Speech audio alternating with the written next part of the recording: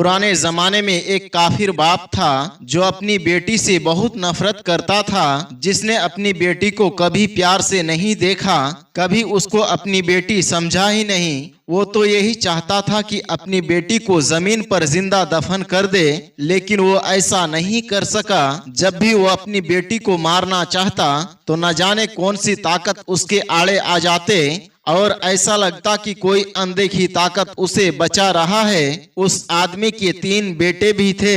वो बाप अपने तीनों बेटे से बहुत मोहब्बत करता था, लेकिन अपनी बेटी से सख्त नफरत करता था, क्योंकि बेटी को वो बोझ समझता था और कहता था बेटे तो बाप का सहारा होते हैं और ये बेटियां तो सिर्फ खाने के लिए पैदा होती है, इनको जिंदा रहने का कोई हक नहीं है। लड़की को ये बात नहीं सिखाई गई थी, लेकिन खुद ब खुद उसके दिल में हर एक के लिए रहमदिली थी। नेकी करने वाली वो लड़की सोचती थी कि मेरा बाप सूरज को खुदा मानता है, सुबह सवेरे उठकर वो सूरज की पूजा करता है। क्या ये सूरज हमारा खुदा है?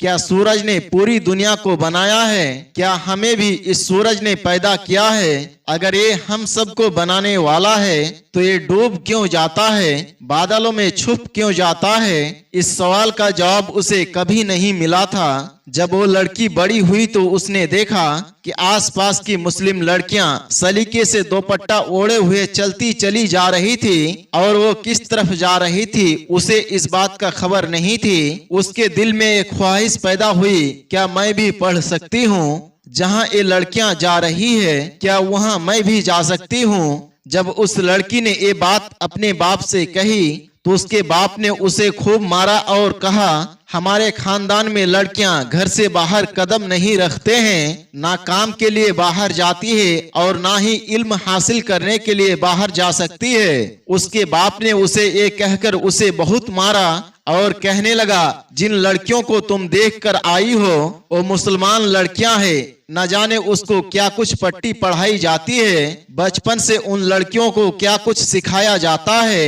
कि मुसलमान बड़े होकर हमारा दुश्मन बन जाते हैं, इसलिए चुपचाप घर में बैठी रहो, खबरदार किसी भी मुसलमान के करीब मत जाना, घर के काम करोगी यही तुम्हारे हक में अच्छा है। वो लड़की आंसू बहाते हुए सारा दिन अपने घर के काम करती रहती और सोचती, क्या मेरी जिंदगी में कभी कोई खुशी नहीं आएगी? अगर मेरी माँ जिंदा होती तो वो कम से कम मुझसे मोहब्बत तो करती। लड़की रो धोकर चुप हो जाती। इसके बावजूद वो अपने भाइयों और अपने बाप का बहुत ज्यादा ख्याल रखती। वक्त गुजरता गया, वो बच्ची बड़ी हो गई। बाप ने अपने बेटों की शादियां कर दी, लेकिन बेटी से कहा, तेरी शादी नहीं करूंगा क्योंकि तू इस घर की नौकरानी है, तू काम नहीं करेगी तो भला इस घर का काम कौन करेगा? उस लड़की की दर्द को समझने वाला वहाँ कोई नहीं था। उसके भाई तो पहले ही उसके दुश्मन थे। जब शादी हो गई तो बाप के घर की तरफ पलटकर देखना भी उन्होंने छोड़ दिया। बाप को अपने बेटों की ये बात बहुत ज्यादा महसूस हुई, लेकिन बेटी के सामने वो ये कह नहीं सकता था, वरना उसकी बेटी उसे ताना देती। उसे इस बात का डर था। अब भाइयों का ये हाल था कि उन्होंने घर का खर्च देना भी बंद कर दिया। वो लड़की ही घर को संभाल रही थी। बाप को ये बात भी मंजूर ना थी कि बेटी घर से बाहर जाकर कोई काम क्या करे। एक दिन बेटी ने अपने बाप से कहा, बाबा हमारे घर का खर्च कैसे चलेगा? अगर आप मुझे इजाजत दे तो मैं बाहर जाकर मेहनत मजदूरी करूं और फिर आपका और अपना ख्याल रखूंगा। आप बूढ़े हो गए हैं और मैं नहीं चाहती हूँ कि आप कोई मेहनत मशक्कत वाला काम करें। ये बात सुनते ही बाप आपे से बाहर हो गया। उसने कहा, तुम जानती हो ना हमारे घर की लड़कियां बाहर नहीं जाते। बेटी बोली, लेकिन बाबा इस वक्त मजबूरी है, तमाम भाइयों ने हमारा घर का खर्च देना बंद कर दिया। अगर हम चंद पैसे नहीं कमाएंगे तो फिर हमें भीख मांगनी पड़ेगी और ये भीख मांगना मुझसे नहीं होगा। बाप जब उसकी ये बातें सुनी तो उसके दिल में आया कि बात तो सही कह रही है, अगर ये कमा कर नहीं लाएगी तो हम लोग खाना कैसे खाएंगे, हमारे घर का खर्च कैसे चलेगा, यहाँ तो फाके की नौबत आ जाएगी। उसने मजबूरन अपनी बेटी को इस बात की इजाजत दे दी कि बेटी काम के लिए घर से बाहर निकली, मेहनत मजदूरी करती, सख्त मेहनत मजदूरी करती। वो लड़की देखती थी कुछ लड़कियां दुपट्टा ओढ़े हुए चलती चली जा रही है। वो बचपन से ये मंजर देखती चली आई थी। आज तो उसके दिल में एक ख्याल आया, क्यों ना मैं इसके पीछे पीछे जाकर देखूं कि ये लड़कियां कहां जाती है।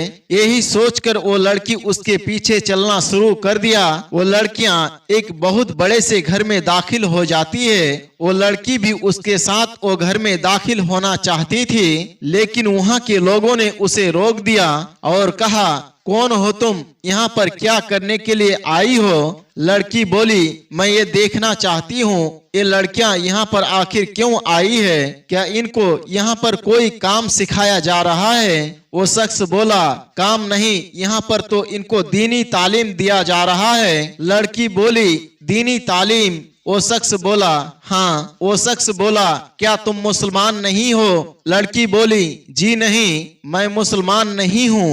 वो शख्स बोला, तुम्हें नहीं पता है? वो शख्स बोला, क्या तुम मुसलमान होना चाहते हो? लड़की बोली, अगर आप मुझे सही तरीका से बताएंगे कि आपके दीन में क्या क्या बातें हैं, आप इन्हें क्या सिखाते हैं, तो यकीनन मैं जरूर मुसलमान होना चाहूंगी। उस शख्स ने उसे अंदर आने की इजाजत दी। फिर उसे दुपट्टा दिया गया और कहा, यहाँ पर एक बुजुर्ग बैठा है, उनका दर्स होता है। वो लड़की अंदर गई तो वहाँ मर्द और औरतों का अलग अलग इंतजाम था। वो लड़की वहाँ औरतों में जाकर बैठ गई और बुजुर्ग की बातें सुनकर उनके दिल में नरमी पैदा होने लगी। वो सवालात जिनके जवाब उसे अब तक नहीं मिले थे, उसको वो सारे जवाब भी मिलते जा रहे थे। एक ही दिन में उसके दिल में नूर भर गया, रोशनी ही रोशनी आ गई। वो जो अब तक बेचैनी की जिंदगी गुजार रही थी और यही सोचती थी हम सूरज की पूजा क्यों करते हैं, अब उसे पता चल गया मुसलमान तो एक अल्लाह को मानता है जिसने पूरी कायनात को पैदा किया है, जिसने हमें और जानवरों को, पौधों को, चरिंद परिंदे को, इस कायनात में जो कुछ भी मौजूद है सबको उसी ने बनाया है। बस ये सारे सवालात के जवाबात उसे मिलते जा रहे थे। उसने एक दिन वो नसीहत सुनी और फिर वो अपने घर चली गई। वो जितने पैसे कमाती अपने बाप के हाथ पर ले जाकर रख देते।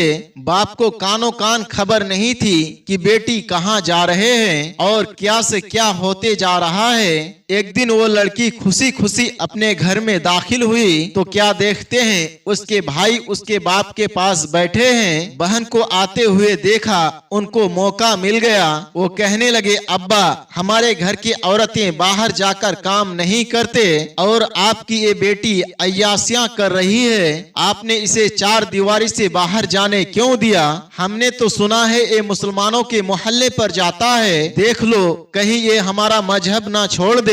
बाप तो पहले ही बड़ा शक्की था, उसने बेटों के बातों में आकर अपनी बेटी को मारना शुरू किया। इतना मारा कि वो लहूलुहान हो गई और कहा, अब तू कहीं नहीं जाएगी। बेटी बोली, लेकिन अब्बा ये सब कौन करेगा? मेहनत मजदूरी करती हूँ, पैसे कमा कर लाती हूँ, ये भाई तो चंद पैसे भी नहीं देते, ना ही अपनी जिम्मेदारी को पूरा करते हैं। भाइयों ने जब ये बात सुनी तो उन्होंने भी उसे लातों से मारना शुरू कर दिया और कहने लगे, जबान दराजी करते हैं। उसके भाई कहने लगे, अब्बा ये यकीनन कहीं ना कहीं जा रही है, ये मुसलमान इसे हमारे खिलाफ भड़का रही है। पहले तो इसके मुंह से एक अल्फाज नहीं निकलता था, आज हमें बोलने चली है। भाइयों ने उसे इतना मारा कि वो बेहोश हो गई और बाप भी उसे धुतकार कर घर से बाहर निकल जाता है।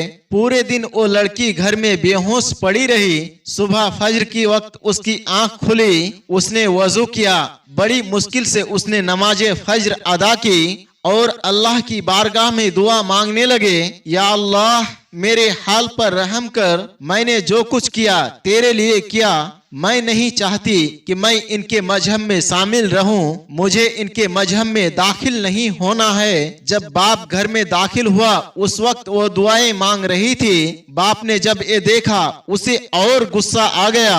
वो गुस्से से बड़बड़ाता हुआ उसके पास आया और उसको उठाकर कहा, ये क्या कर रही है तू? किसने सिखाया ये सब तुझे? ये सारी पट्टी तुझे किसने पढ़ाई? बेटी कहने लगी, कौन सिखाएगा, इल्म हासिल कर रही हूँ, सही इल्म हक के बात करने वाले दीन पर चलने वाली बन गई हूँ। बाप ने कहा, यानी तू अब हमारे मजहब में शामिल नहीं है? बेटी बोली, अल्हम्दुलिल्लाह मैं मुसलमान हो चुकी हूँ। ये बात सुनकर बाप उस पे हाथ उठाने वाला था। बेटी बोली, अब्बा मुझे मारने से पहले मेरे सवालों के जवाब दे दो। बताओ मुझे, तुम जिस सूरज को खुदा मानते हो उसको किसने बनाया है? बाप बोला, उसको किसी ने नहीं बनाया, वही हम सबको बनाया है। बेटी बोली, लेकिन वो गुरूब क्यों हो जाता है? वो क्यों रात के अंधेरे में गायब हो जाता है? वो क्यों बादलों के पीछे जाकर छुप जाता है? क्या बनाने वाला इस तरह से गायब होता है? अपने मुंह को छुपाकर बेटी बोली, तुम्हें और मुझे बनाने वाला सिर्फ अल्लाह है, जो हमेशा से था, हमेशा है और हमेशा रहने वाला है, जिसके इशारे पर सूरज चलता है, जिसने ये सारी कायनात बनाया है, उसने आपको और मुझे भी पैदा किया है। बाप को उसकी बातें समझ में नहीं आ रही थी। वो कहने लगा, क्या बकवास कर रही है? आखिर क्या हो गया है तुझे? लगता है तुझ पर किसी मुसलमान ने जादू कर दिया है। बेटी बोली, जादू नहीं किया है, मैं आपको बता रही हूँ, आप जिस रास्ते पर चल रहे हैं वो रास्ता ठीक नहीं है। मैं जिस मजहब को मानने लगी हूँ उस मजहब में बेटी से बहुत मोहब्बत की जाती है, औरत को बहुत इज्जत दी जाती है। अगर आप मुसलमान हो जाते हैं तो आपका दिल भी सुकून में आ जाएगा, आपकी दुनिया भी बदल जाएगी और आपके आखिरत भी संवर जाएगा। बाबा मैं आपसे बहुत मोहब्बत करती हूँ, इसी वजह से मैं आपका भला चाहती हूँ, आपको जहन्नम की आग से बचाना चाहती हूँ। बाप उसके बातों को समझने के लिए तैयार नहीं था। बेटी ने लाख समझाया लेकिन उसने उसे धुतकारा और बाप कमरे के अंदर चले गया। लेकिन ऐसा करने से पहले उस पर एक आफत आ चुकी थी। उसके एक आंख में कई दिनों से बहुत दर्द था। जब उसने अपनी बेटी को धुतकार कर अंदर जाने की कोशिश की तो उसका आंख खुद ब खुद फट गई, उसमें से खून निकलने लगा। बाप चीख रहा था, कह रहा था, मेरे आंख में कोई नासूर हो चुका है, मेरे आंख जल रही है, मुझे लग रहा है कोई इसे बार बार फोड़ रहा हो, मेरे बेटों को बुलाओ, वो मुझे हकीम के पास लेकर जाएंगे। बेटी ने जब अपने बाप को तकलीफ में देखा, भागती हुई अपने भाइयों के घर जाते हैं। भाई कहने लगे, हम क्या करें, जाओ यहाँ से, तुम उनकी बेटी हो ना, जाओ जाकर उनकी खिदमत करो। बेटी को समझ में नहीं आ रहा था कि वो कहाँ जाए। वो हकीम साहब को बुलाकर लाई। हकीम साहब ने बाप की आंख देखी तो कहा, इनके लिए मैं कुछ भी नहीं कर सकता हूँ, ये तो मुझे बहुत ही अजीब व गरीब मामला लगता है। वो बाप जो कभी अकड़बाज हुआ करता था अब अपनी बेटी का मोहताज हो चुका था। लड़की उसके सामने ही इबादत करती और वो कुछ भी नहीं कह सकता था। दरअसल अल्लाह पाक को भी तो उसको अपने दीन की तरफ लाना था। एक दिन बेटी वजू करके नमाज अदा कर रही थी। उसने अल्लाह पाक की बारगाह में गिड़गिड़ाना शुरू कर दिया, या अल्लाह पाक मैं तुझे मानती हूँ, एक काफिर से मुसलमान हुई हूँ सिर्फ इसलिए कि तू ही सबका रब है, तू सबको देता है, मेरी बाप की आंख ठीक हो जाए, इसकी तकलीफ को दूर फरमा दे। वो दुआ मांगने में इतनी मगन थी कि बाप की आवाज आई, देखो बेटी ये कौन आया है, मेरे पास आकर कौन खड़ा है। वो लड़की दौड़ती हुई बाहर आई तो वहाँ नूरानी शकल के एक बुजुर्ग मौजूद थे। उन्होंने अपना हाथ उस बाप की आंख पर रखा हुआ था और वो कह रहे थे, खामोश रहो, हमें खास तुम्हारे बेटी के लिए यहाँ भेजा गया है, इसलिए खामोश रहो, तुम्हारी आंख बिल्कुल ठीक हो जाएगी। उन्होंने जैसे ही उसके आंख पर हाथ फेरा, उसकी आंख ऐसी हो गई जैसे वो कभी खराब ही ना थी। बाप हैरान परेशान हो गया, आप कौन है और दरवाजा खोले बगैर आप यहाँ कैसे आ गए? तो बुजुर्ग कहने लगे, मैं अल्लाह की जानिब से भेजा गया हूँ, उसका खास बंदा हूँ, मोमिन हूँ। तो तुम्हारा कोई बेटा इस मुश्किल घड़ी में तुम्हारे साथ नहीं है। कौन तुम्हारा काम आया? यही बेटी जिसको तुमने बोझ समझा था। अल्लाह पाक ने इस पर अपना खास फजलो करम फरमाया, ये मुसलमान हो गई। अगर तू भी अपना भला चाहता है तो तू भी कलमा हक पढ़ और मुसलमान हो जा। बाप तो पहले ही बड़ा दुखी था, उसके किसी बेटी ने उसका ख्याल नहीं रखा, उसके खैरियत तक पूछने कोई नहीं आया और उसकी बेटी की ये हालत देखकर उसके दिल में एक ख्याल आया कि ये सच कहती है, इस्लाम तो बहुत अच्छा मजहब है। वो अपनी बेटी से मोहब्बत करने लगा। उसने कहा, मैं कलमा हक पढ़ता हूँ, आप मुझे कलमा पढ़ा दीजिए। वो बुजुर्ग जो भी थे उन्होंने बाप को कलमा हक पढ़ाया और वो बाप जो अपनी बेटी से इतना सख्त नफरत करता था वो उसे और इस तरह से मुसलमान हो गया। दोस्तों, ये वाकया आपको कैसा लगा कमेंट बॉक्स में हमें जरूर बताएं। मिलते हैं एक नए वीडियो के साथ में, तब तक के लिए हमें इजाजत दे। अस्सलाम वालेकुम व रहमतुल्लाह।